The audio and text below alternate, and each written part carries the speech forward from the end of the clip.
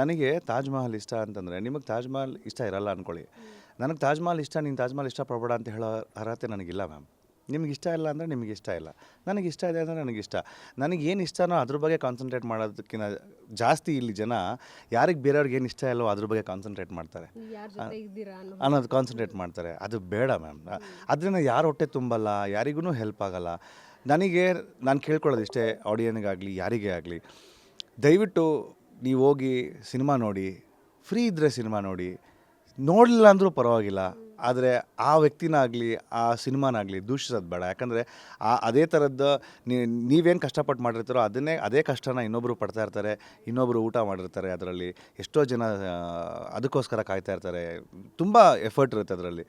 ನೋಡಿಲ್ಲ ಅಂದರೂ ಪರವಾಗಿಲ್ಲ, ಕೆಟ್ಟದ್ದು ಹಬ್ಸೋದು ಬೇಡ ಅಂತ ಅಷ್ಟೇ ನನ್ನ ಉದ್ದೇಶ. ಅದು ಆ್ಯಕ್ಚುಲಿ ಕೆಟ್ಟದ್ದು ಹಬ್ಸಿಲ್ಲ ಅಂದರೆ ಎಷ್ಟು ಜನ ನೋಡಿರ್ತಾರೋ ಅಷ್ಟು ಜನದಲ್ಲಿ ನನ್ನ ಸಿನಿಮಾ ಹಿಟ್ ಆಗುತ್ತೆ ಮ್ಯಾಮ್. ಅದರಲ್ಲಿ ನನಗೆ ನಂಬಿಕೆ ಇದೆ.